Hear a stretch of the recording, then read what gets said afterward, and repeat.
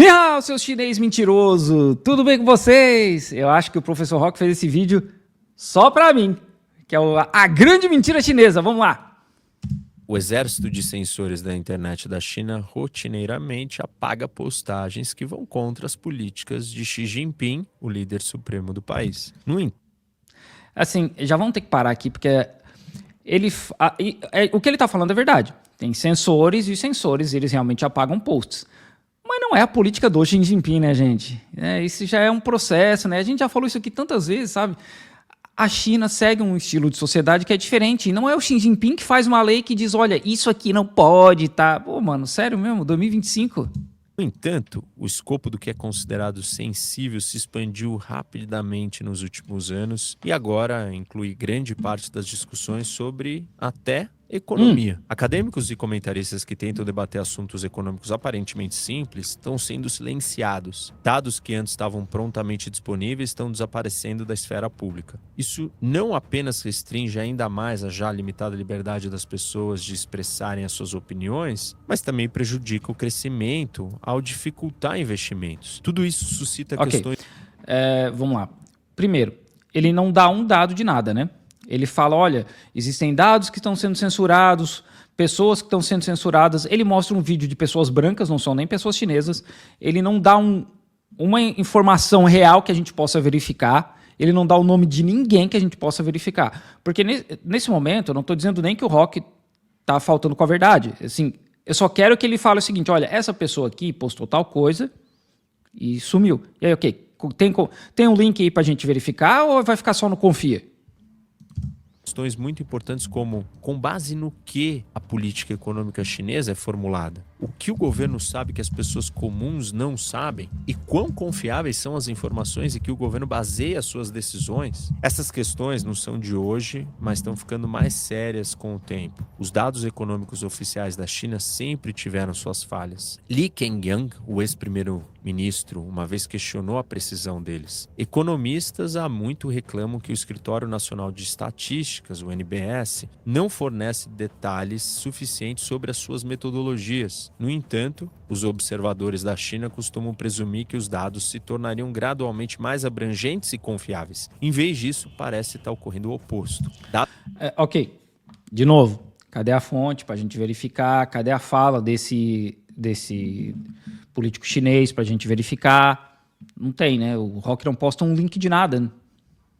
Dados recentes sobre o balanço comercial da China têm sido tão contraditórios que o Tesouro dos Estados Unidos pediu aos funcionários chineses para esclarecer os números. A explicação Os Estados Unidos, né, pediram? Nossa senhora, né?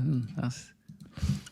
Foi tão complicada que só aumentou a confusão. Em 19 de agosto, para o desespero dos investidores, as bolsas de valores da China pararam de publicar dados diários sobre os fluxos de capital estrangeiro, uma métrica crítica para aferir o humor do mercado. Agora os números serão divulgados apenas trimestralmente. Enquanto isso, os dados que são tornados públicos estão cada vez menos consistentes com a experiência de empresas e investidores no local. Os números oficiais mostram que a taxa de crescimento do PIB voltou ao nível pré-pandemia.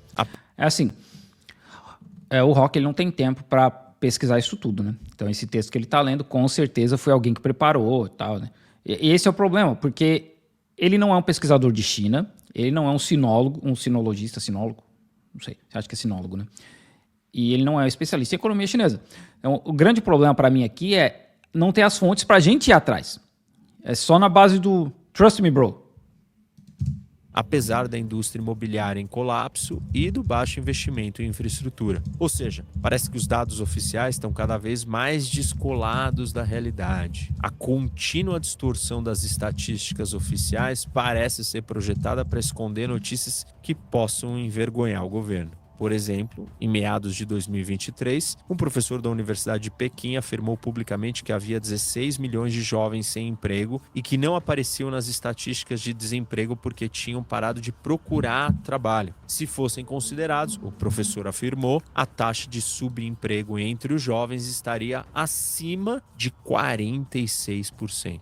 Dentro de um mês, o Escritório Nacional de Estatísticas, o NBS, parou de divulgar dados sobre o desemprego juvenil urbano. Então, em janeiro, começou a publicar um número melhorado e otimizado, que também, coincidentemente, era muito mais baixo. Bem confiável, não é mesmo? As ousadas afirmações dos governantes chineses. Ok, de novo, qual que era o nome desse professor? Quando que isso aconteceu? Cadê o link, sabe? Cadê? Não tem, né?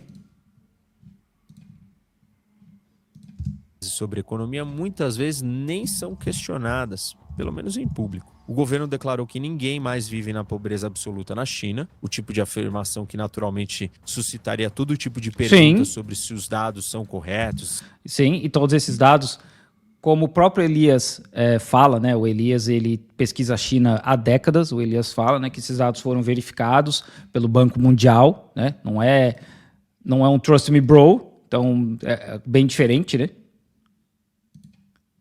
Pera aí que alguém mandou aqui. Se os padrões certos foram aplicados, mas, no entanto, quase não houve debate sobre o resultado na mídia. Os efeitos econômicos complexos dos... Quase não houve debate. Tudo que a China faz é escrutinado pra caramba, mas quase não houve debate. Longos, severos e impopulares lockdowns durante a pandemia em cidades como Shanghai e Wuhan nunca foram examinados publicamente. Em vários casos, louco, isso não é verdade, cara. Que abordaram esses tópicos foram presos. Isso não é verdade. Não, isso não é verdade. Todos esses dados, tudo isso aí... Nossa, mano... O que mais teve é o governo correndo atrás desses dados, cara. Jornalistas foram presos. Que jornalistas? Quais jornalistas? Quantos jornalistas? Israel matando 200 jornalistas, cara. 200, Rock. Cadê o teu vídeo sobre Israel matando 200 jornalistas? Outro exemplo é que o número real de mortes por Covid-19 na China é desconhecido. Pra vocês terem uma ideia, um cientista famoso de Shanghai, que estava investigando as origens da Covid, encontrou seu laboratório trancado no início desse ano. Ou seja, as autoridades parecem estar muito mais interessadas em controlar a discussão sobre a doença do que entender o seu impacto. Um jornalista sem nome, trancado por quem? Sabe, vocês entendem como é que é a retórica, como é que é a parada do cara falar simplesmente, olha, é isso aí, gente. As pessoas não têm nome, não têm referência, não tem data. No começo desse ano. Essa relutância em se discutir os dados sensíveis, ela se estende às interações privadas com estrangeiros. Em teoria, as autoridades estão cortejando investidores para ajudar a estimular o crescimento, mas na prática a realidade é outra. Empresários estrangeiros confirmam que é fácil conseguir reuniões, mas as discussões carecem de substância e eles reclamam. As apresentações que os funcionários locais fazem para atrair investimentos para sua região tornaram-se vagas e irreais. As apresentações tornaram-se vagas e irreais. De novo, cadê as fontes? Mostra uma apresentação para nós, cara. Não, ele não tem, né? Aí ele mostra um vídeo aleatório de stock image. Poucos detalhes sobre as condições econômicas locais e conseguir reuniões mais substanciais com reguladores tornou-se muito mais difícil. Além dos empresários acadêmicos estrangeiros relatam experiências semelhantes. As universidades estão ansiosas para contratar professores com expertise na indústria do exterior para compensar a saída de tais pessoas durante a pandemia. Mas as trocas informais tornaram-se mais tensas. Visitantes com longa experiência na... Isso não é verdade, cara. Não é verdade. Tem menos estrangeiro vindo para cá. Ó, gente, vocês dão um bom dia para a doutora Carmila aqui, que ela tá doentinha. Então, vocês dão um oi para ela. Mandem boas energias para ela ficar boa logo. A China dizem que conseguem encontrar velhos contatos, mas que as suas reuniões precisam ser relatadas e agora aprovadas pelas autoridades. Realizar um trabalho de campo na China tornou-se cada vez mais difícil, diz o Huang Yazong, da Universidade Seton Hall, nos Estados Unidos, porque o contato com estrangeiros pode apresentar um risco para os locais. Nossa, mano. Um professor dos Estados Unidos tá dizendo que contatos com estrangeiros é difícil. Eu, literalmente, sou um estrangeiro morando na China, né, sabe? Cara, eu conheço vários brasileiros que são pesquisadores aqui, cara. abre aspas, você sente o ambiente político e não quer colocar as pessoas em problemas, diz o professor. Da Universidade dos Estados Unidos. Essas restrições também se estendem aos jornalistas estrangeiros. Muitos voltaram Vamos usar uma imagem de uma asiática genérica, né?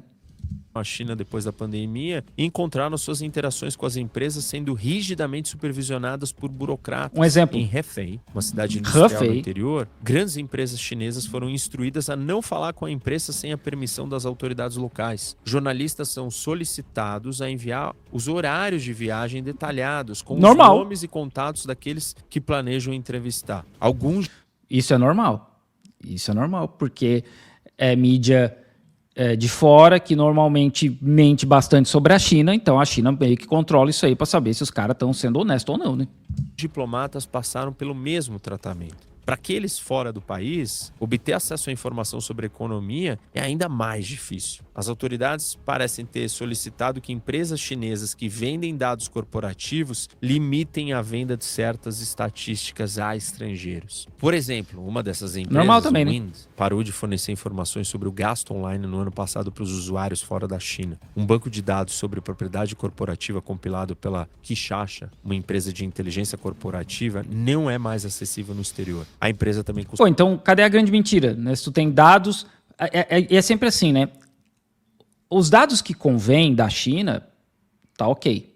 Os dados que não convêm têm que ser questionados. Porque nesse caso, ele está falando de dados providos por empresas chinesas e ele está dizendo, olha, gente, tá vendo isso aqui é ruim, tá? A China está dizendo isso aqui é ruim. Mas quando é algo positivo com relação à China, não, gente, peraí, ninguém pode verificar essas informações. costumava fornecer dados sobre falência, mas agora afirma que a informação é muito sensível. Quando uma zona econômica especial em Xangai estabeleceu regras no início desse ano sobre o uso de dados, proibiu explicitamente a transferência Tá com cara de chat GPT isso aí. preços de ações ou Porque Xangai é uma zona econômica especial, não é quando uma zona econômica especial em Xangai. Xangai inteiro é uma zona econômica especial. tendências de mercado para o exterior. Uma regulação surpreendente para o lugar que é, afinal, o centro financeiro da China. Corretores de ações estão cada vez mais relutantes em fornecer relatórios de analistas. Visões negativas sobre a economia ou políticas do Estado estão se tornando raras. Algumas séries de dados oficiais sobre produção industrial começaram a desaparecer. O acesso às universidades... O cara não dá exemplo de nada, gente. Vocês estão vendo como é que é? O nome desse vídeo é A Grande Mentira Chinesa. Aí ele vem aqui, ele não dá exemplo de nada, cara. Ele só fala um monte de coisa, joga um monte de informação, mas não dá exemplo de nada. Espera aí que eu preciso atender a porta aqui rapidão, peraí. Até parece.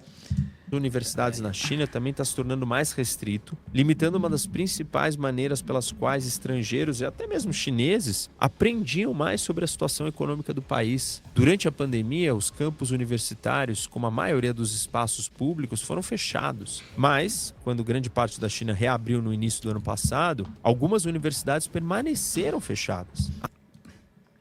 Durante a pandemia, várias universidades... Mano, durante a pandemia, a China estava funcionando normal, cara. E universidades permaneceram fechadas. Que universidades estão fechadas depois que a China abriu? Diz pra nós. Até hoje, os visitantes precisam de permissão antecipada para entrar nesses campos. É normal, cara. Acadêmicos Mas já era assim antes, cara. Não é várzea. Não é simplesmente vamos entrar na universidade. Pô, irmão. Várias instituições foram informados de que devem obter aprovação para falar com a imprensa estrangeira. Em algumas regiões, sim. Essa autorização deve ser emitida não pelos funcionários da universidade, mas por burocratas em alto nível provincial. Desde O Rock descobrindo como é que a China funciona em 2005, irmão. Isso já era assim, cara. Xi Jinping assumiu o Sempre poder foi em assim. 2012, a liberdade acadêmica ficou muito mais restrita. Em 2019, várias das principais universidades alteraram suas cartas para fazer referência explícita à lealdade ao Partido Comunista, o que gerou uns pequenos protestos nos campos. No ano passado, os comitês de supervisão do partido em algumas universidades começaram a se fundir formalmente com a administração universitária. Isso, na prática,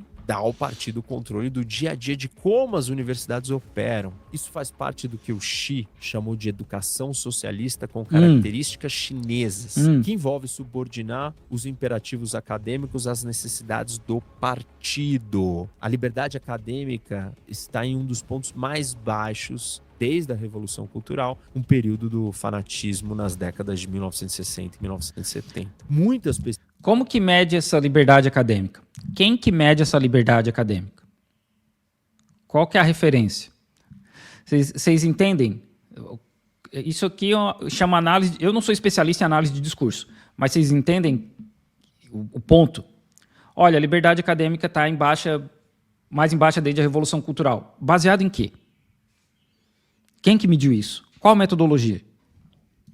Pesquisas acadêmicas permanecem relativamente livres das restrições políticas porque não tem relação com a sociedade contemporânea chinesa. O governo tem investido muito em ciências naturais, engenharia e medicina, ajudando a transformar a China numa potência de pesquisa científica. Mas o estudo de qualquer coisa relacionada a condições políticas, econômicas ou sociais dentro da China, dizem os estudiosos, tem sofrido muito sob o comando de Xi Jinping. As universidades da China estão cheias de professores talentosos, alguns dos quais ainda encontram maneiras de escrever sobre tópicos delicados. Um método é envolver ideias críticas em uma camada politicamente correta. Corrupção, por exemplo, tende a ser um tema sensível demais para ser o centro de um projeto de pesquisa, explica um acadêmico chinês. Mas um projeto que se concentre em uma iniciativa governamental proeminente pode incluir uma seção sobre como essa iniciativa foi afetada pela corrupção. O cerne da pesquisa,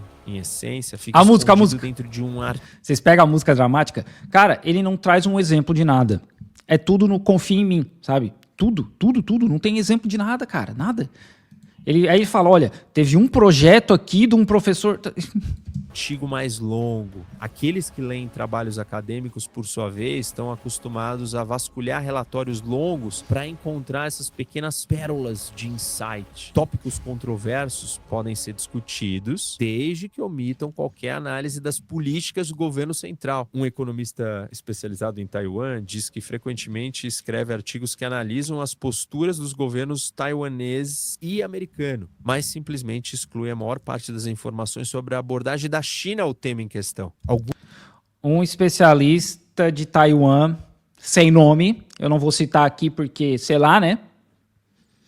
Vou meter um monte de imagem de banco de imagem, mas não vou citar o nome das pessoas, porque, né?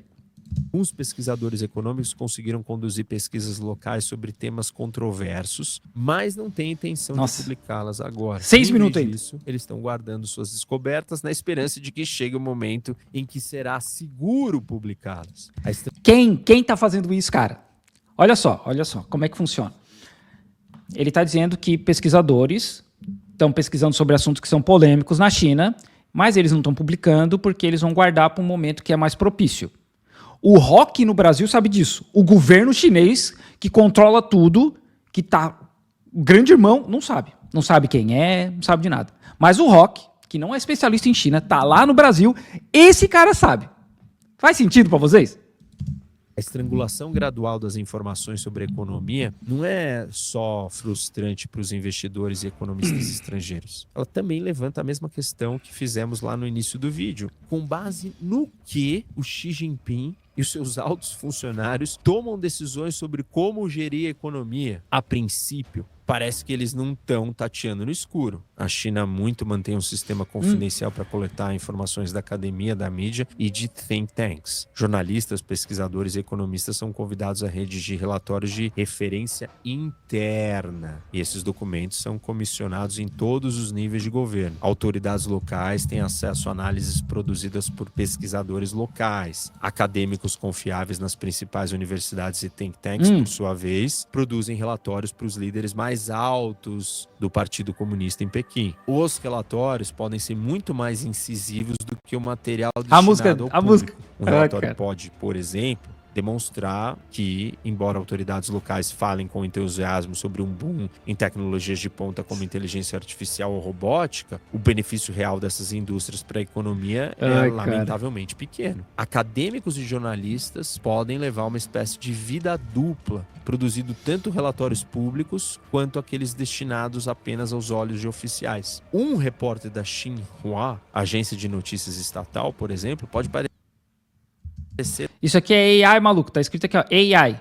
estar publicando apenas baboseiras aduladoras, mas nos bastidores ele pode estar escrevendo artigos explosivos expondo empresas poluidoras ou funcionários corruptos. É um privilégio ser autorizado a escrever relatórios internos, diz um desses autores, observando que há uma intensa Diz um desses autores. Quem? Que autores? competição para fazer isso. Os think tanks são um pilar desses relatórios. Sob o comando do Xi Jinping, mesmo Então, o Rock, ele tem uma think tank, né? E o amigo dele lá, o André Leist, tem outra, né? Então, think tank boa é só a deles, né? enquanto think tanks independentes foram forçados a fechar, as think tanks alinhadas ao Estado se multiplicaram. As portas do último think tank proeminente de livre mercado da China, o Unirule, foram literalmente soldadas em 2019, prendendo brevemente alguns dos seus pesquisadores dentro. No Cadê a fonte? Cadê o link? entanto, Não tem nem foto, cara. Ele mostra a foto do Xi Jinping no Fórum Econômico Mundial e não mostra a foto da parada. centenas de think tanks com características chinesas foram estabelecidas por governos municipais e provinciais, ministérios e até mesmo algumas empresas estatais. Sua produção pode dar aos oficiais uma boa compreensão das dimensões locais de problemas, como o colapso imobiliário, por exemplo. Alguns especialistas especulam que a vasta economia digital na China fornece aos formuladores de políticas acesso a uma mina de dados de alta qualidade sobre empresas e consumidores em tempo real. O Estado está construindo bases de dados em que as informações coletadas por empresas sobre transações podem ser compradas e vendidas. Mas Mano, como se os Estados Unidos não fizesse isso, cara. essas plataformas Meu Deus do céu, ainda estão em processo de desenvolvimento. Da mesma forma, os serviços de segurança da China operam uma enorme rede nacional de vigilância que, por sua própria natureza, rastreia o movimento de pessoas e mercadorias e as opiniões expressas pelos cidadãos comuns. No entanto, não há evidências de que os oficiais usem essas informações para melhorar a sua compreensão da economia. A grande questão, gente, é qual que é? dessas informações realmente chega aos escalões mais altos do Partido Comunista. Isso é difícil de dizer. Os autores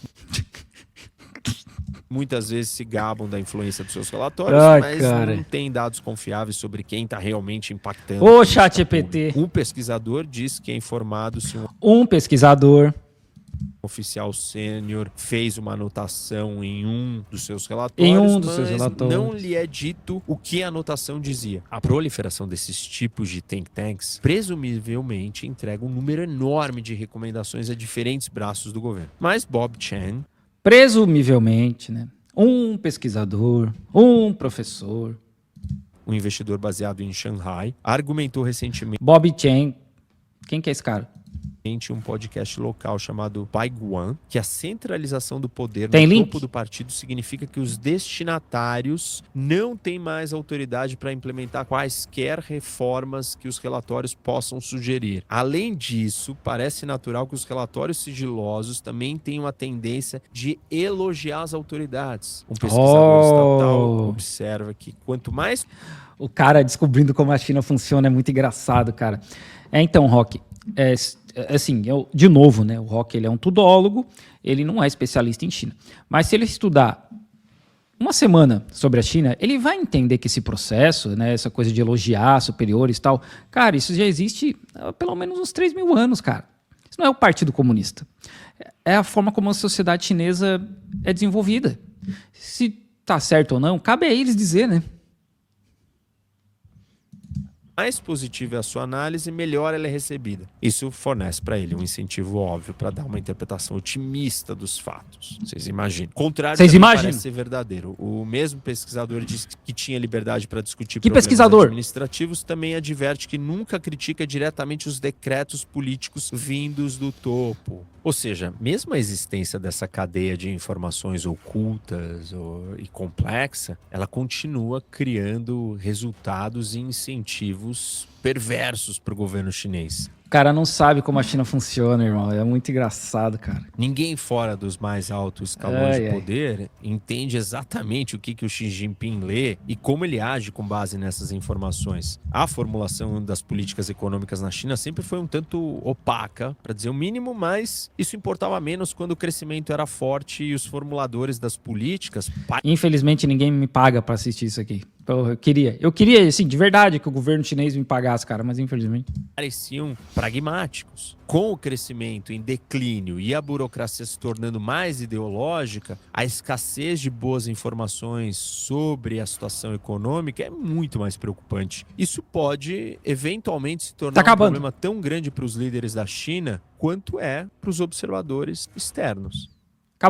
Acabou, a gente conseguiu. Cara, assim, a minha maior crítica da parada é o seguinte, não tem fonte, né, vocês veem aí, ele usa uns nomes genéricos, é sempre, um pesquisador não sei da onde, um empresário não sei onde. Cara, não tem fonte de nada, ele não posta link de nada, é tudo no confia, sabe? Isso é muito problemático, porque a gente não pode verificar essas informações. E aí tem coisa que é assim, olha... a gente não pode acreditar nos dados da economia da China, mas tem essa empresa aqui, tem esse cara aqui, que esses dados aqui a gente pode confiar, tá? Pô, irmão, não é assim que funciona. Ou a gente confia em tudo ou a gente não confia em nada, né? É muito complicado, cara. Conseguimos, família, conseguimos.